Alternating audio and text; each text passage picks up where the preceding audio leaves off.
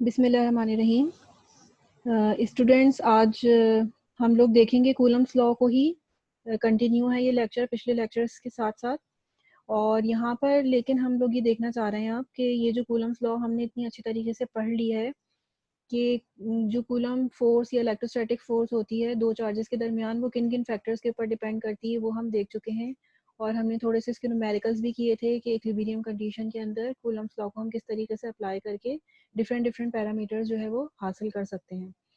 इस लेक्चर के अंदर हम ये देखेंगे कि कूलम फोर्स जो है उसको हम वेक्टर फॉर्म में किस तरीके से लिखेंगे। और हमें अपनी प्रीवियस नॉलेज से ये बात मालूम है कि फोर्स जो होती है वो बेसिकली एक वेक्टर क्वांटिटी होती है। बेसिकली दो तरह की फिजिकल क्वांटिटीज होती हैं, स्केलर और वेक्टर।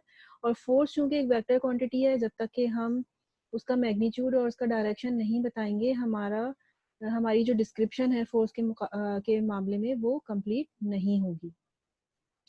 तो बेसिकली हम जो है वो कूलम फोर्स को वेक्टर फॉर्म में लिखना चाहते हैं और इसका बेनिफिट बहुत होता है हमें, इसलिए कि हमें न्यूमेरिकल्स जो है वो सॉल्व करने में बहुत ज़्यादा आसानी हो जाती है। तो सबसे पहले ये देखते हैं कि कूलम्स लॉ को जो है वो वेक्टर फॉर्म में किस तरीके से लिखा जाता है। इस एक्सप्रेशन से तो हम सब लोग फेमिलियर हैं कि ये जो एक्सप्रेशन है बेसिकली ये कूलम्स लॉ का एक्सप्रेशन है। तो इसमें कूलम्स लॉ अप्लाई होती है हमारे पास दो पॉइंट चार्जेस के दरमियान। तो एक हमारे पास पॉइंट चार्ज है Q1 और एक पॉइंट चार्ज है Q2। इसको मैंने यहाँ पर ड्रॉ कर दिया, ये देखें, ये Q1 है, ये लिखा हुआ भी है, दिस इज Q1। और इस जगह पर भी मैंने इसको Q2 को यहाँ पर शो किया हुआ है ये पॉइंट के जरिए कि ये चार्ज Q2 है। और ये दोनों Q1 और Q2 चार्जेस जो हैं वो मेरे सेम हैं, सेम चार्जेस हैं, प्लस हैं लेट्स सपोज।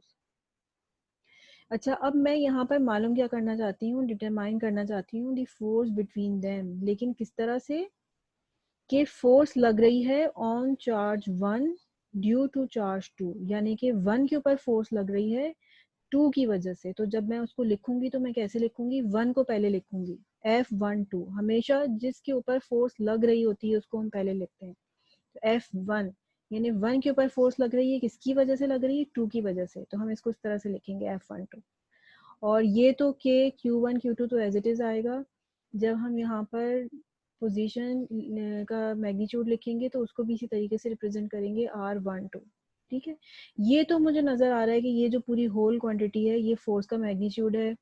लेकिन चूंकि इसका डायरेक्शन भी होता है, फोर्स एक वेक्टर क्वांटिटी यहाँ से हमें नजर आ रहा है, हमने इसके ऊपर एरो लगाया हुआ है, तो सिर्फ और सिर्फ अगर मैग्नीट्यूड शो करेंगे तो ये बात हमारी कंप्लीट नहीं होगी, डिस्क्रिप्शन कंप्लीट नहीं होगी। हमें साथ साथ एक डायरेक्शन भी देनी पड़ेगी, यूनिट वेक्टर भी हमें लगाना पड़ेगा। और वो यूनिट वेक्टर यकीनन कौन सा यूनिट वेक्टर होगा, 1 2 की डायरेक्शन में ही जो यूनिट वेक्टर होगा वो हम लगा देंगे। ये जो कैप है ये यूनिट वेक्टर को शो करती है।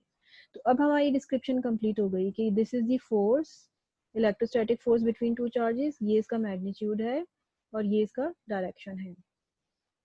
यहाँ पर इस फिगर के अंदर देखें कि ये जो R12 है या ये यूनिट वेक्टर है, इसकी डायरेक्शन क्या बनेगी।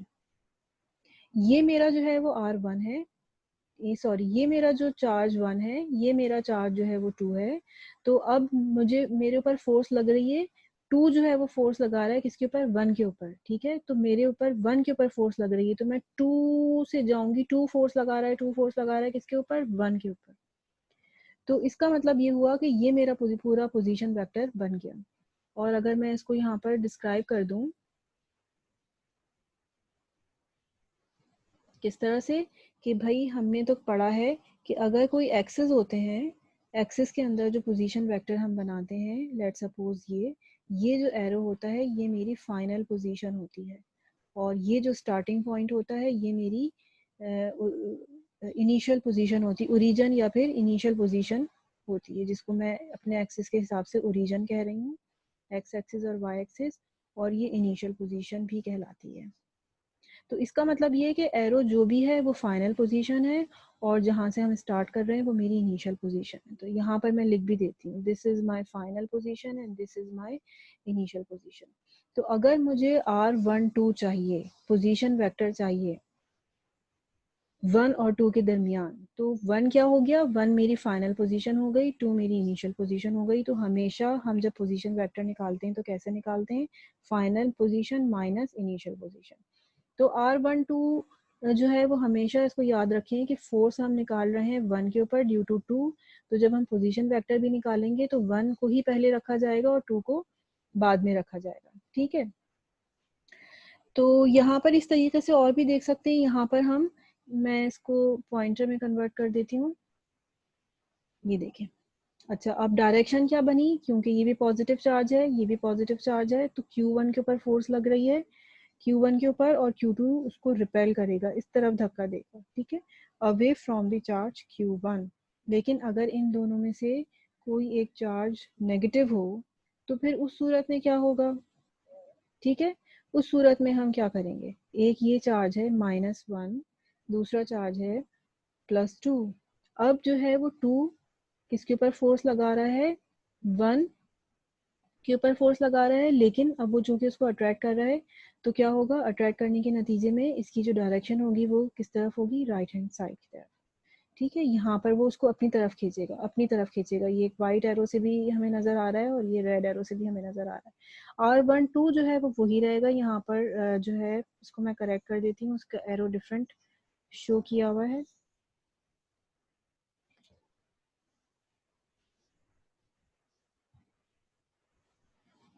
ये जो R12 है, दिस इज R12। R12 की जो डायरेक्शन है वो ये है, ये। ठीक है, ये जो है ये फोर्स की डायरेक्शन है, ये फोर्स की डायरेक्शन है। ये R12 हमेशा इसी डायरेक्शन में होगा, क्योंकि अभी हम 1 के ऊपर जो है वो फोर्स निकालना चाहते हैं, तो हमेशा R12 रखेंगे। और R12 का मतलब ये है कि 2 जो है वो 1 के ऊपर फोर्स लगा रहा है, इसी तरह तरीके से निकाला जाएगा इसको भी। तो ठीक है, इस तरह से। अच्छा, अब हम ये नेक्स्ट एग्जांपल देखते हैं। इसके अंदर अब मैं ये देख रही हूँ कि अब मैं फोर्स लगा रही हूँ 2 चार्ज के ऊपर। फोर्स, ये मेरे पास दो चार्जेस हैं, Q1 और Q2। अब जो फोर्स लग रही है वो Q1 के ऊपर नहीं लग रही, बल्कि किसके ऊपर लग रही है, Q2 के ऊपर लग रही है। तो हम यहाँ पर इसको लिख भी लेते हैं इस तरह से कि अब जब फोर्स लगेगी किसके ऊपर, 2 के ऊपर, तो K कांस्टेंट है, Q1 Q2 अपॉन, अब यहाँ पर लिखेंगे तो R21 का होल स्क्वायर लिखेंगे और यूनिट वेक्टर भी लगा देंगे, किस तरह से, 2 1। तो अब यहाँ पर आप देख सकते हैं कि 2 1 यानी कि किसके ऊपर फोर्स लग रही है, 2 के ऊपर फोर्स लग रही है। पोजीशन वेक्टर निकालते वक्त हम देखेंगे कि 2 के ऊपर हमें फोर्स लगानी है, कौन लगा रहा है, 1। तो 1 से जाते जाएंगे Q2। ठीक है, Q2 के ऊपर फोर्स लग रही है, तो ये मेरा बनेगा position vector R21 in the direction of Q2। ये मेरा बन गया। लेकिन जब हम इसको निकालेंगे वेक्टर फॉर्म में, तो किस तरह से निकालेंगे, लिखेंगे इसको R21 और is equal to R2 minus R1। ठीक है, तो यहाँ पर हम ये देख चुके हैं कि अब अगर 2 के ऊपर फोर्स लग रही हो तो फिर हम उसको किस तरीके से लिखेंगे। और सिमिलरली यहाँ पर भी वही चीज़ मैंने शो की हुई है कि दो चार्जेस हैं, Q1 और Q2, और ये देखिए ये R21 एज इट इज़ वही केस है, बस सिर्फ फ़र्क यहाँ पर है कि ये दोनों चार्जेस जो हैं वो एक प्लस है और एक माइनस है। तो अगर दोनों सेम चार्जेस होंगे तो Q1 Q2 के ऊपर फोर्स लगाएगा, उसको धक्का देगा अपने से, ठीक है, उस तरफ। लेकिन अगर Q1 पॉजिटिव है और ये नेगेटिव है तो ये इसको अपनी तरफ खींचने की कोशिश करेगा, इस तरफ, इस डायरेक्शन में इसके ऊपर फोर्स लगेगी। दिस इज, इसको यहाँ पर करेक्ट कर लेते हैं, this is F21। Okay, this is F21, 2 के ऊपर फोर्स लग रही है 1 की वजह से।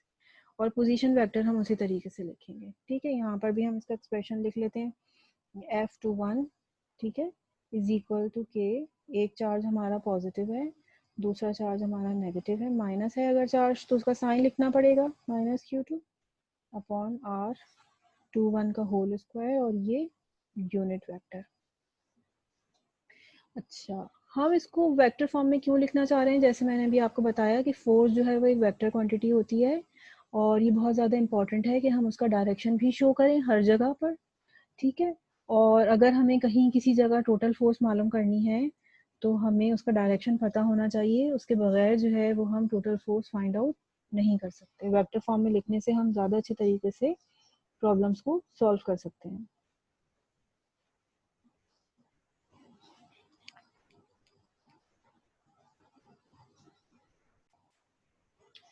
अच्छा, अब इसकी एग्जाम्पल देखते हैं और अच्छी सी हमें समझ में आ जाएगा कि वेक्टर फॉर्म में लिखने से फोर्स को न्यूमेरिकल करना कितना आसान हो जाता है।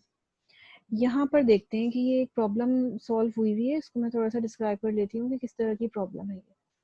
यहाँ पर देखिए 3 चार्जेस गिवन है, एक 1, एक 2 और एक 3। तीनों पॉजिटिव ले लिए मैंने और यहाँ पर मुझे नज़र आ रहा है कि मैंने एज्यूम कर लिया है कि Q1, Q2, Q3 बराबर भी हैं और उन तीनों का मैग्नीट्यूड Q के बराबर है। अच्छा, और अपनी आसानी के लिए मैंने ये बात एज्यूम कर ली है कि इक्विलेटरल ट्राइंगल है। इक्विलेटरल ट्राइंगल का मतलब ये है कि ये वाला जो डिस्टेंस है जो कि 3 और 2 के दरमियान है वो भी बराबर है किसके, जो कि डिस्टेंस है 3 और 1 के दरमियान, जैसे कि ए गिवन यहाँ पर नजर आ रहा है हमें, और 1 और 2 के दरमियान भी जो डिस्टेंस है वो क्या है, ए है। तो तीनों के दरमियान जो डिस्टेंस है वो क्या है, ए है। और जब तीनों डिस्टेंस बराबर होंगे तो जाहिर है कि इंटीरियर एंगल्स जो हैं वो तीनों ट्राइंगल के वो भी बराबर होंगे। ये देखें, ये 60 डिग्री का एंगल यहाँ पे भी बनेगा, 60 डिग्री का एंगल इधर भी बनेगा और 60 डिग्री का एंगल इधर भी बनेगा।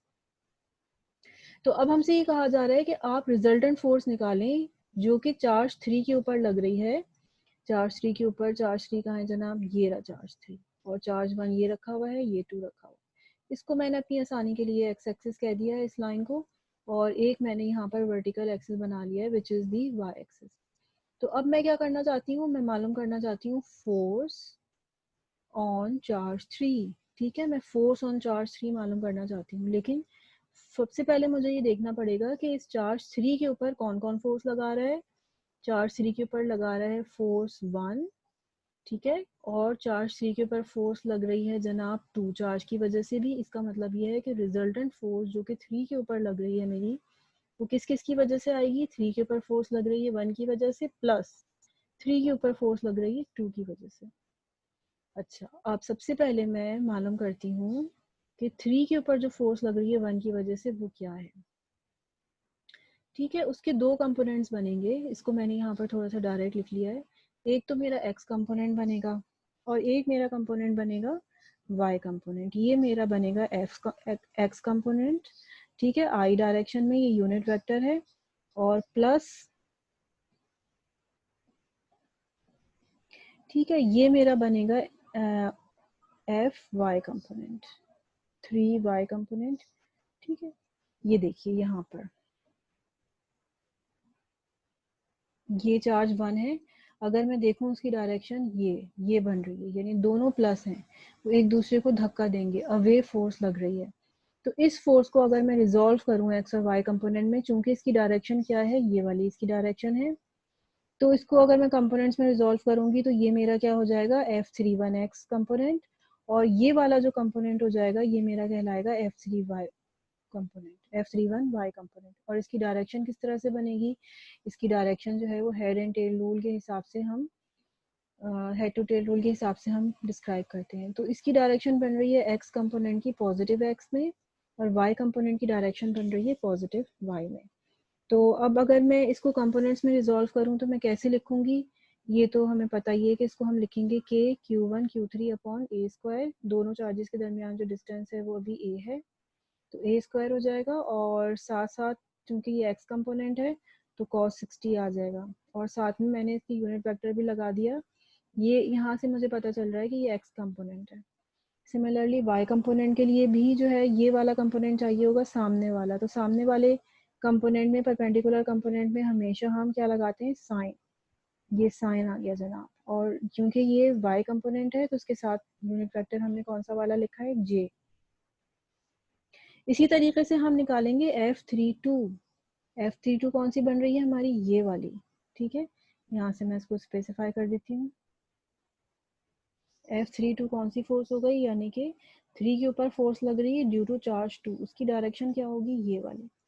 तो अगर ये मेरे पास जो है अब F32 बन रहा है, ये F32 है, तो अगर मैं इसको कंपोनेंट्स में रिजॉल्व करूं तो कैसे होगा, ये इसको अगर मैं हेड टू टेल रूल के हिसाब से रिजॉल्व करूं तो ये मेरा बन जाएगा F32x कंपोनेंट, और ये यही मेरा F32y कंपोनेंट भी बनेगा। ठीक है, ये दोनों जो है वो क्या है, बराबर बराबर हैं। अच्छा जनाब, अब मैं यहाँ पर इस जगह पर लिख भी देती हूँ, चूंकि एंगल भी बराबर है तो अब मैं इसको लिख भी देती हूँ। ये देखें 3 2 को मैंने लिखा k q3 q2 a square cos 60 as it is लिखा जाएगा, लेकिन इसकी जो डायरेक्शन है वो हमें नजर आ रही है कि अभी पॉजिटिव एक्स एक्सिस की तरफ नहीं है, ये माइनस डायरेक्शन के अंदर है। तो यहाँ पे मैंने माइनस आई लगा दिया यूनिट वेक्टर, और इसको तो हम उसी डायरेक्शन के अंदर प्लस डायरेक्शन के अंदर ही लिखेंगे, हमें नजर भी आ रहा है कि ये प्लस डायरेक्शन के अंदर है, और चूंकि ये वाई डायरेक्शन है तो हमने इसके साथ में जे रखा हुआ है। अब हमें मालूम करनी है resultant force, total force F3 के ऊपर, ठीक है, ड्यू टू चार्ज 1 and 2। तो अब इन दोनों को हमने सिंपली क्या करना है, इन दोनों इक्वेशंस को प्लस करना है, 3 1 को 3 2 को। 3 1 हमने ये मालूम किया हुआ है, 3 2 हमने ये मालूम किया हुआ है, इन दोनों को प्लस करेंगे। ये टर्म्स जो हैं वो कैंसिल आउट हो जाएंगी क्योंकि एक प्लस में एक माइनस में है। अलबत्ता ये वाली जो दो टर्म्स हैं ये हमारे पास आ जाएंगी। यहाँ पर देखें मैंने इसको लिख भी दिया है, ये वाली टर्म ये इधर आ गई और ये वाली टर्म इधर आ गई, ये दोनों सेम है। इसको मैंने अब यहाँ पर इसकी वैल्यूज लिख दी है कि मुझे पता है कि Q1 और Q3 और Q2 सब बराबर हैं यहाँ पर, ठीक है। तो जब मैं इसको बराबर लिखकर और सिंप्लीफाई करूँगी, और साइन 60 की वैल्यू मुझे पता है कि क्या होती है, √3/2। तो यहाँ से ये 2 और यहाँ से ये 2 कैंसिल आउट हो जाएगा, क्योंकि ये सेम टर्म है और ये भी सेम टर्म है, तो ये डबल हो गई ना, तो इस वजह से यहाँ पर 2 आ गया। और साइन 60 की वैल्यू जब मैंने रखी तो ये वाला 2 और ये वाला 2 कैंसिल आउट हो गया। मेरे पास जो टोटल फोर्स निकली चार्ज 3 के ऊपर, वो क्या निकली, √3 k Q²/a²। और साथ साथ इस बात को जहन में रखें कि ये किस डायरेक्शन में निकल रही है, ये निकल रही है जे डायरेक्शन में। इसका मतलब है कि ये टोटल फोर्स है, और यहाँ से हमें देख के पता चल रहा है कि एफ एक्स डायरेक्शन में कोई फोर्स नहीं है, सिर्फ और सिर्फ फोर्स जो लग रही है वो किस डायरेक्शन में लग रही है, वो लग रही है वाई डायरेक्शन में। इस यूनिट वेक्टर से हमें पता चला, और जिसका मैग्नीट्यूड जो है वो क्या है, वो ये है इसका मैग्नीट्यूड, ठीक है। अच्छा, डायरेक्शन जो है वो ज़रूरी नहीं है कि हमें एक्स वाई और जेड से ही पता चले, आई जे के से हमें पता चले, यूनिट वेक्टर से हम थीटा की मदद से भी डायरेक्शन मालूम कर सकते हैं। कैसे, यहाँ पर देखें नेक्स्ट स्लाइड में, इसमें हम मैंने यहाँ पर लिखा हुआ है कि हम डायरेक्शन जो है इन टर्म्स ऑफ एंगल भी मालूम कर सकते हैं। मिसाल के तौर पे डायरेक्शन यानी थीटा मालूम करने का फॉर्मूला क्या होता है, tangent theta is equal to FY/FX, यानी टोटल FY हमारे पास क्या है, उसको हम डिवाइड कर देंगे टोटल FX से, सही। और टोटल FY और टोटल FX किस तरह से मालूम किया जाता है, यहाँ पर ये देखिए, ये इन दोनों को प्लस कर दूंगी मैं जब मेरे पास टोटल FX आएगा। यहाँ पे इत्तेफाक की बात यह है कि इन दोनों को प्लस करने से 0 निकल रहा है, लेकिन लिखना मुझे टोटल है। इसी तरीके से यहाँ पर इन दोनों को मैं प्लस करूंगी y कंपोनेंट को, ये j है और j है, तो टोटल FY आएगा। तो यहाँ जो मैंने लिखा हुआ है ना टोटल FX और टोटल FY, उसका क्या मतलब है कि टोटल कंपोनेंट हमें चाहिए जो 3 के ऊपर लग रहा है इन दी y direction, total component of force in x direction. तो FY जो है वो मुझे पता चल गया था, मैंने भी पिछली प्रॉब्लम सॉल्व की है कि वो ये निकल रहा है, जबकि FX जो है वो टोटल 0 है। तो ये बेसिकली टेंजेंट थीटा क्या है, इन्फिनिटी निकल रहा है। और अगर मुझे पता है कि थीटा इन्फिनिटी किस वक्त होता है, जब एंगल मेरे पास क्या हो, 90 डिग्री हो, सही।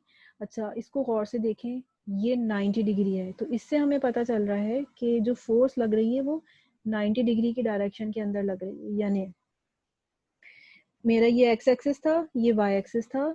तो चूंकि 90 डिग्री की डायरेक्शन में फोर्स लग रही है, तो ये 90 डिग्री मैं इस तरीके से बनाऊंगी, और यहाँ मैं बता दूंगी अच्छा भाई रिजल्टेंट फोर्स जो है वो वाई डायरेक्शन के अंदर है, ठीक है। पिछली स्लाइड के अंदर भी मुझे ये पता चल रहा था, ये देखें यहाँ पर नेक्स्ट, कि ये जो है जे डायरेक्शन में है टोटल फोर्स।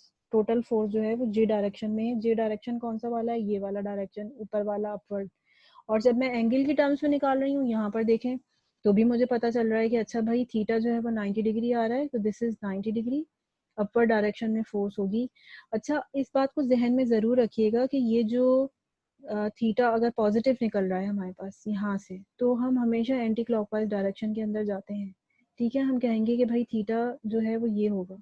लेकिन अगर थीटा नेगेटिव है तो हम जो है वो एंटी क्लॉकवाइज डायरेक्शन में जाने के बजाय हम क्लॉकवाइज जाएंगे, और हम कहेंगे कि अच्छा भाई फोर्स जो है वो किस डायरेक्शन में लग रही है, यूं जाएंगे हम, क्लॉकवाइज 90 बनाएंगे।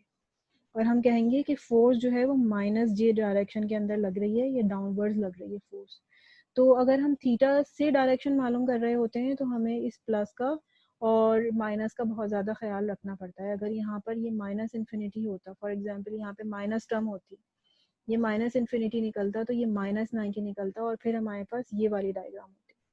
इसकी एक एग्जांपल और देख लेते हैं। मिसाल के तौर पे हमने कोई न्यूमेरिकल सॉल्व किया हो तो उसमें थीटा निकल कर आया हो 45 डिग्री, तो फिर 45 डिग्री प्लस में है तो इसका मतलब क्या है कि हम एक्स एक्सिस से एंटी क्लॉकवाइज जाएंगे और 45 डिग्री का एंगल बनाएंगे और हम बताएंगे कि जो हमारी रिजल्टेंट फोर्स है एफ आर रिजल्टेंट फोर्स वो इस डायरेक्शन में है 45 डिग्री की डायरेक्शन में। और अगर कहीं हमने न्यूमेरिकल सॉल्व किया हो और अगर थीटा हमारा नेगेटिव निकल रहा हो तो हम फौरन समझ जाएंगे कि अच्छा भाई 45 तो एंगल बन रहा है लेकिन नेगेटिव है, तो हमें कैसे जाना है, क्लॉकवाइज। तो अब हम ये क्लॉकवाइज गए, ये 45 डिग्री का एंगल हमने बनाया और अब आप देख सकते हैं कितना फर्क है डायरेक्शंस के अंदर। कहीं अगर आप डायरेक्शन का ख्याल नहीं रखें और आपसे पूछा जाए कि अच्छा भाई रिजल्टेंट फोर्स किस डायरेक्शन में है, आप बस बगैर ध्यान दिए यही बनाते चले जाएं, नहीं, साइन का ध्यान रखना है। रिजल्टेंट फोर्स की जो डायरेक्शन है वो थीटा के एंगल थीटा एंगल के ऊपर डिपेंड करती है, उसके साइन के ऊपर डिपेंड करती है। प्लस होगी तो ये फर्स्ट क्वाड्रेंट में इसकी डायरेक्शन आएगी और अगर माइनस एंगल होगा जैसे कि हमारे केस में है तो उसमें डायरेक्शन जो है वो फोर्थ क्वाड्रेंट में आ रही है। ठीक है, तो हमें इस बात का ख्याल रखना पड़ेगा।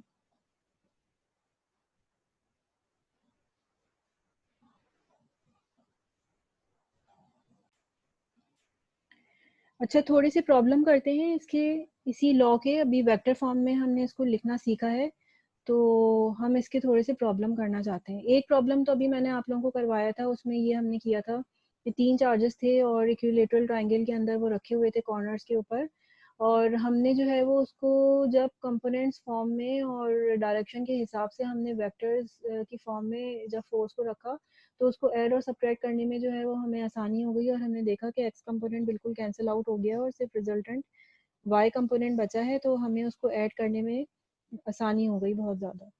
अच्छा, उसके अंदर तो हमने कंपोनेंट की तरह करके लिखा था, उसको हम कहते हैं वेक्टर को रिजॉल्व करना इनटू इन कंपोनेंट फॉर्म। ठीक है, लेकिन यहाँ पर हम रिजॉल्व नहीं कर रहे हैं, यहाँ पर थोड़ी सी डिफरेंट प्रॉब्लम्स हैं वो तो, और आसान भी हैं। यहाँ पर देखते हैं कि क्या है। अच्छा, मिसाल के तौर पे ये आपसे कहा हुआ है कि एक चार्ज जो है वो प्लस क्यू है, सॉरी एक चार्ज जो है वो -1 माइक्रोकूलम है, is placed at the origin of a rectangular coordinate system, और ओरिजिन के ऊपर रखा हुआ है। ठीक है, रेक्टेंगुलर कोऑर्डिनेट सिस्टम में। And a second charge Q2 जिसका मैग्नीट्यूड जो है वो -10 मिली कूलम है, is at X axis at 50 centimetre. यानी कि पहला चार्ज रखा हुआ है ओरिजिन पे और दूसरा चार्ज रखा हुआ है 50 सेंटीमीटर फ्रॉम द ओरिजिन। तो मैं इसको बना सकती हूँ कि अगर ये पहला चार्ज है 1 और ये दूसरा चार्ज है 2, तो ये जो है वो मेरा रखा हुआ है ओरिजिन के ऊपर। अगर एक्स एक्सिस है ये और ये वाई एक्सिस है तो ओरिजिन रेक्टेंगुलर कोऑर्डिनेट सिस्टम के अंदर ये होगा, और ये सेकंड चार्ज है और अगर ये 50 सेंटीमीटर के ऊपर रखा हुआ है यहाँ से एक्स एक्सिस के ऊपर, तो ये बन जाएगा मेरा 50 सेंटीमीटर और वाई तो मेरा 0 होगा। ठीक है, अच्छा अब ये कह रहे हैं कि find the force on the charge Q1 due to charge Q2। अब हमें फोर्स मालूम करनी है किसके ऊपर, Q1 के ऊपर Q2 की वजह से। तो हम 1 के ऊपर फोर्स मालूम करना चाहते हैं ना, तो हम सबसे पहले लिखेंगे किसके ऊपर हम फोर्स मालूम कर रहे हैं, 1 के ऊपर, ड्यू टू चार्ज 2। ठीक है, इसको हम लिखते हैं, हम लिखेंगे के Q1 Q2 अपॉन वॉट, 1 के ऊपर फोर्स मालूम कर रहे हैं due to 2 square, unit vector लिखा, यहाँ पर लिखकर इसको छोड़ देंगे। सबसे पहले हम क्या काम करते हैं, ये पोजीशन वेक्टर मालूम करने की कोशिश करते हैं कि अच्छा भाई ये R12 है। ठीक है, इसको ध्यान में रखिएगा कि ये जो चीज़ है ये चीज़ जो है ना ये मेरा मैग्नीट्यूड है, ये मैग्नीट्यूड है, सिर्फ मुझे मैग्नीट्यूड चाहिए, और ये जो है मुझे क्या चाहिए, मुझे यूनिट वेक्टर चाहिए। तो ये दोनों चीज़ें जो है मुझे हासिल करना है। कैसे हासिल करेंगे, यहाँ पर हम लिखेंगे R12, ये देखें R12 1 है फाइनल पोजीशन, फाइनल पोजीशन क्या है 0 0 माइनस, ठीक है 2 2 क्या है 50 एंड 0, इसको मैंने शॉर्ट फॉर्म में लिख दिया। तो बेसिकली अगर मैं इसको शॉर्ट फॉर्म में ना लिखूं, अगर मैं इसको थोड़ा सा इस तरह से लिख लूं, तो ये मेरे पास क्या बनेगा 0i प्लस 0j। ठीक है, माइनस ये क्या बनेगा 50i प्लस 0j, ये बनेगा ना। तो मैंने इसको डायरेक्ट कर दिया है, 0 0 लिखा, 550 0 लिखा, तो ये नोटेशन की फॉर्म में लिखने में थोड़ी सी आसानी हो गई। इस जीरो में से यानी इस x2 में से x को ही माइनस करेंगे और जो y है उसमें से y को ही माइनस करेंगे। तो 0 माइनस 50 क्या आया -50 सेंटीमीटर्स, और 0 माइनस 0 वो तो एक y कंपोनेंट था तो वो कैंसिल आउट हो गया। तो मुझे पता चल गया कि मेरा जो R12 वेक्टर फॉर्म में जो आया है वो कितना आया है -50 सेंटीमीटर, और मैंने इसकी यूनिट कन्वर्ट करके भी लिख दी है मीटर्स के अंदर। ठीक है, और ये आई डायरेक्शन में ही है। लेकिन मुझे वेक्टर फॉर्म में थोड़ी चाहिए, मुझे तो इसका मैग्नीट्यूड चाहिए। तो इसका मैग्नीट्यूड क्या होगा, इसका मैग्नीट्यूड भी 0.5 ही होगा, क्योंकि सिंपली जो है वो ये सिर्फ और सिर्फ आई डायरेक्शन के अंदर ही है। तो इसका मैग्नीट्यूड भी हमें जब हम निकालेंगे तो क्या मिलेगा हमें 0.5। मैग्नीट्यूड किस तरीके से निकाला जाता है किसी भी वेक्टर का, जैसे फॉर एग्जांपल मेरे पास R12 है, इसका मुझे मैग्नीट्यूड चाहिए, तो मुझे पता है कि इसका मैग्नीट्यूड जैसे वेक्टर्स का मैग्नीट्यूड निकाला जाता है। मैं क्या करूँगी, मैं इसका आर एक्स कंपोनेंट का होल स्क्वायर कर दूंगी प्लस आर वाई कंपोनेंट का होल स्क्वायर कर दूंगी। तो इसका x कंपोनेंट 0.5 माइनस 0.5 है, माइनस 0.5 का होल स्क्वायर कर दूंगी, और y कंपोनेंट तो है ही नहीं। जब स्क्वायर करूंगी तो ये माइनस का साइन गायब हो जाएगा, प्लस हो जाएगा ये, और यहाँ से ये और ये अंडर रूट कैंसिल हो जाएगा। इसका जो मॉड निकलेगा वो क्या निकलेगा R12।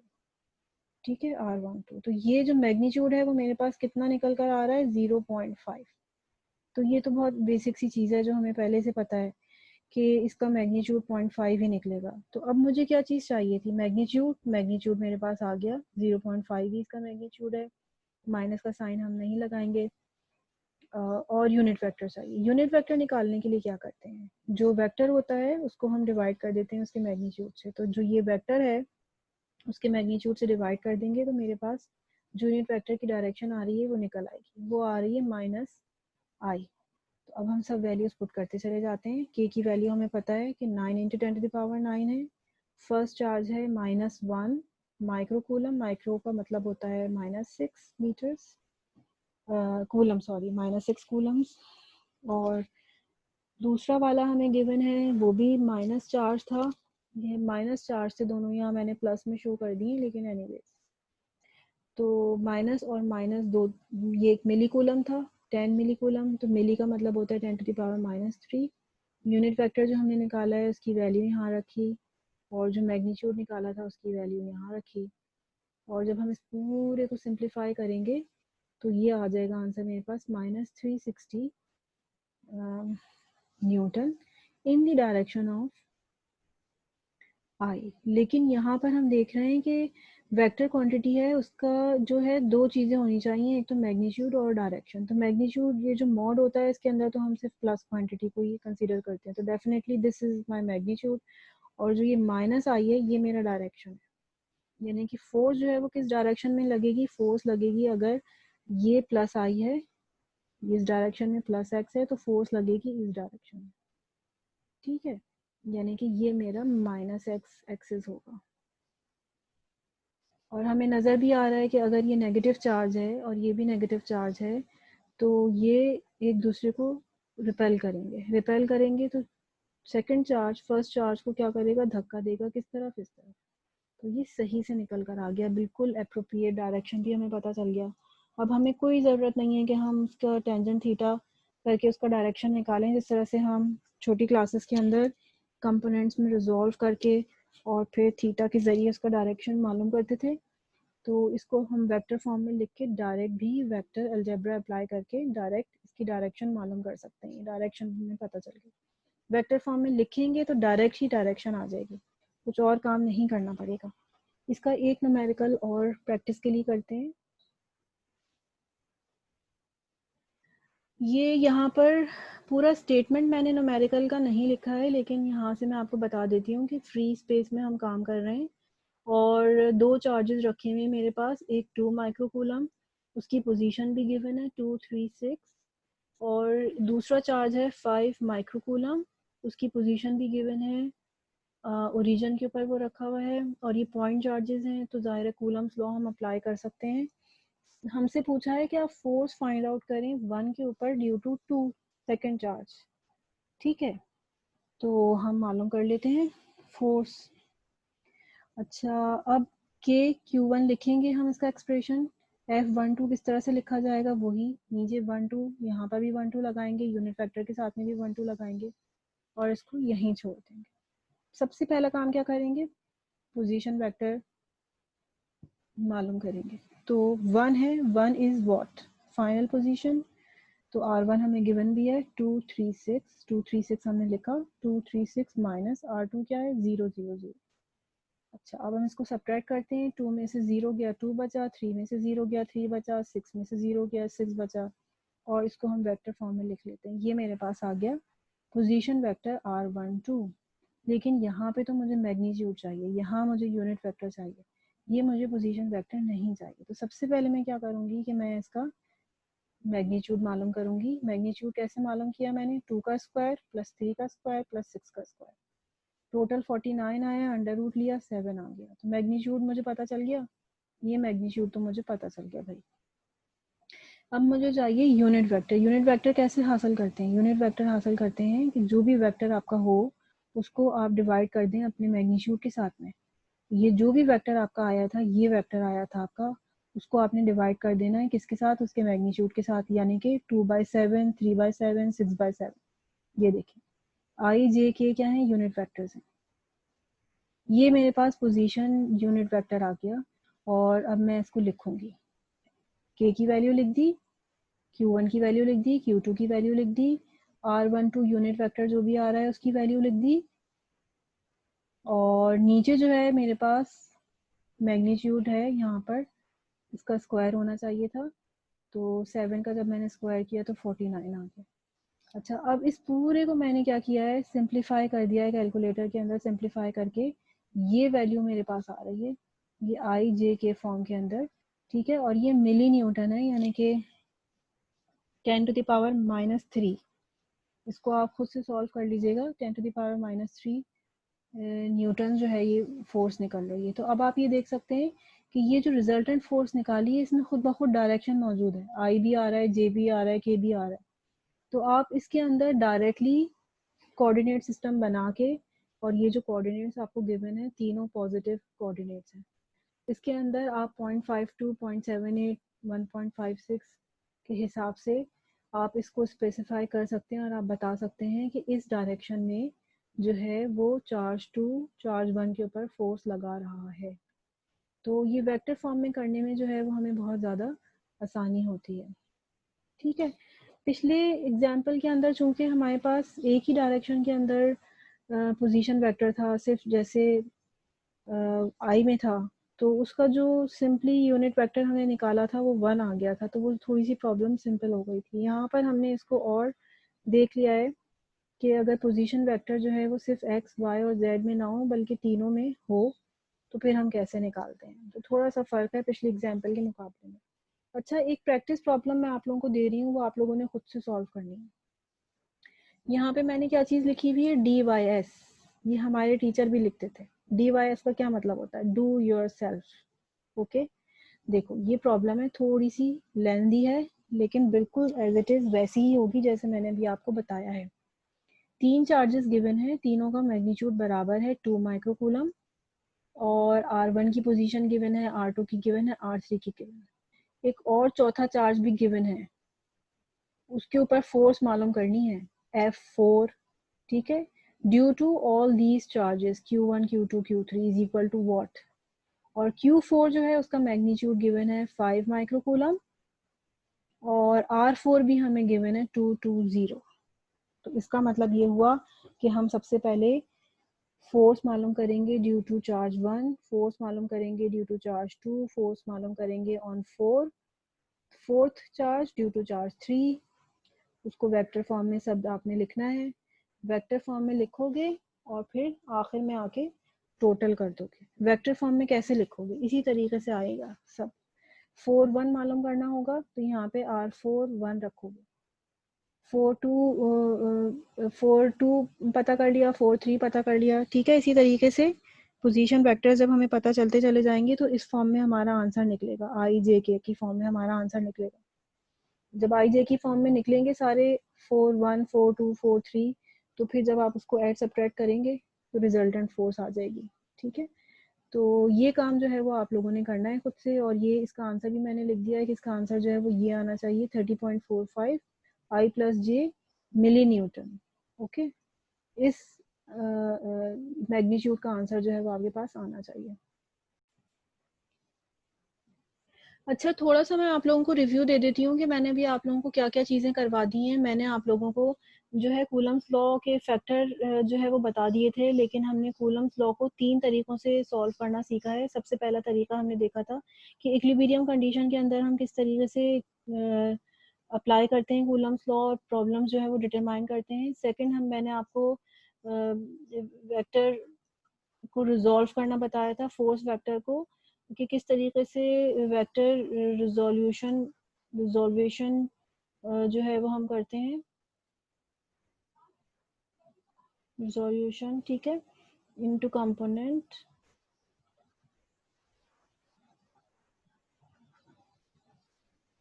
और तीसरा तरीका जो है मैंने आपको बताया कि वेक्टर फॉर्म के अंदर रखे with the help of position vector, ठीक है, उसको हम जस्ट ऐड और सब्ट्रैक्ट कर देते हैं। वेक्टर अलजेब्रा हम अप्लाई करते हैं। जस्ट किस तरह से हम ऐड और सब्ट्रैक्ट कर रहे हैं, वेक्टर अलजेब्रा इन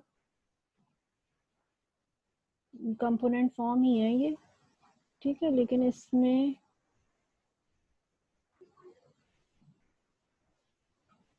फॉर्म और with the help of position vector, ठीक है, with the help of position vector. इसमें अब हमें एंगल डिटरमाइन करने की जरूरत नहीं पड़ती, with the help of position vector, ठीक है। तो थोड़ा सा हमें फ़र्क जो है वो पता चल गया। क्या फ़र्क पता चल गया? मैं पीछे जा रही हूँ ज़रा सा। यहाँ पर हम वेक्टर फॉर्म में लिख रहे हैं, ठीक है, वेक्टर फॉर्म में लिख रहे हैं ये, लेकिन खुद ब खुद जो हमारे कंपोनेंट्स हैं वो आई जे के फॉर्म में आ रहे हैं, ठीक है। कहीं भी मैंने थीटा वीटा कुछ नहीं लगाया है, और सिर्फ पोजीशन वेक्टर को मैंने वेक्टर फॉर्म में रखा है और यूनिट वेक्टर का ख्याल रखा है, तो खुद ब खुद मेरे कंपोनेंट जो है ना वो उस तरह से निकल कर आ गए। और जब मैं इस स्पेशली ये वाली प्रॉब्लम सॉल्व करूंगी जो मैंने आप लोगों को करने के लिए दी, इसमें जब मैं तीनों चीज़ें वेक्टर फॉर्म में रखूंगी और मैं ऐड और सब्ट्रैक्ट करूंगी तो बहुत आसानी से ही मेरी प्रॉब्लम सॉल्व हो जाएगी। जबकि इसकी बनिस्बत मैंने जो प्रॉब्लम अभी आपको लास्ट वाली करवाई थी, देखते हैं कौन सी वाली थी जी, ये वाली प्रॉब्लम जो मैंने आप लोगों को करवाई थी, इसमें देखें कि इसमें जो है ना मैंने वेक्टर इसका सिर्फ मैग्नीट्यूड यहाँ पर रखा है पोजीशन वेक्टर का, और यहाँ पर फिर खुद ही से मैंने देखा कि अच्छा भाई ये तो आई डायरेक्शन में क्या है, वाई डायरेक्शन में क्या है, और फिर मुझे एंगल कौन सा वाला लेना पड़ेगा आई में जाने के लिए, और जे में जाने के लिए मुझे कौन सा एंगल लेना पड़ेगा, और फिर जो है मुझे इस एंगल का ख्याल रखना पड़ता है कि भाई कौन से एंगल हैं, फिर मैं इसको लिख पाती हूँ कंपोनेंट फॉर्म के अंदर रिजॉल्व करने में, ठीक है। यानी कि मुझे खुद से रिजॉल्व करना पड़ता है एक्स में और वाई में, और जो मैं मैग्नीट्यूड लिख रही होती हूँ पोजीशन वेक्टर का, वो मेरी कोई मदद नहीं कर रहा होता है आई जे के बताने के अंदर, ठीक है। जबकि मैंने ये वाली जो प्रॉब्लम अभी करवाई है इसमें भी हमारे पास कंपोनेंट फॉर्म में ही आंसर आता है। देखिए कंपोनेंट फॉर्म में आंसर आ रहा है ये, लेकिन अभी मुझे एंगल वगैरह का कहीं कोई चीज़ नहीं गिवन है, सिर्फ मुझे पोजीशन कोऑर्डिनेट्स गिवन थे, उसको मैंने वेक्टर फॉर्म में रखा। जब मैंने वेक्टर फॉर्म में रखा तो खुद ब खुद मेरी जो फोर्स है वो किस फॉर्म में आ गई, वेक्टर फॉर्म में आ गई। कोई एंगल का चक्कर ही नहीं है कि इसको मैं रिजॉल्व करूँ, अच्छा भाई ये किस डायरेक्शन में जा रहा था और वो किस डायरेक्शन में एक्स में होगा और किस डायरेक्शन में वाई में होगा। ये बहुत ही आसान तरीका है, तो वेक्टर फॉर्म में लिखने की वजह से जो न्यूमेरिकल्स हैं वो हमारे काफ़ी आसान हो जाते हैं। तो मैंने आप लोगों को यही समरी बताई है कि जो 3 तरीके मैंने आप लोगों को बताए हैं कूलम्स लॉ के, न्यूमेरिकल्स हैं ये बेसिकली, कि जो हम लोगों ने किए हैं, तो इसकी प्रैक्टिस प्रॉब्लम जो है वो आप लोग ज़रूर करिएगा। ये कूलम्स लॉ के न्यूमेरिकल 3 तरीके से मैंने आप लोगों को न्यूमेरिकल्स, ठीक है, ये एन यू है, तो ये आप लोग 3 तरीके से इन तीनों तरह से ज़रूर करिएगा। और एक जो है वो चौथी चीज़ और रह गई है, which is the analytical problems. वो मैं जब इलेक्ट्रिक फील्ड की तरफ आऊँगी तो उस वक्त मैं करवाऊँगी एनालिटिकल प्रॉब्लम्स। कूलम्स लॉ के अंदर भी वैसे थोड़े से एनालिटिकल प्रॉब्लम्स हैं। 3 केसेस हम पढ़ेंगे। एक तो लाइन ऑफ चार्ज और पॉइंट चार्ज के दरमियान हमें फोर्स मालूम करनी होगी। एक डिस्क ऑफ चार्ज और पॉइंट चार्ज के दरमियान फोर्स मालूम करनी होगी, और इसी तरीके से रिंग ऑफ चार्ज और पॉइंट चार्ज के दरमियान हमें फोर्स मालूम करनी होगी। तो थोड़े से प्रॉब्लम्स जो है वो हम यहाँ पर भी देख लेंगे। ठीक है।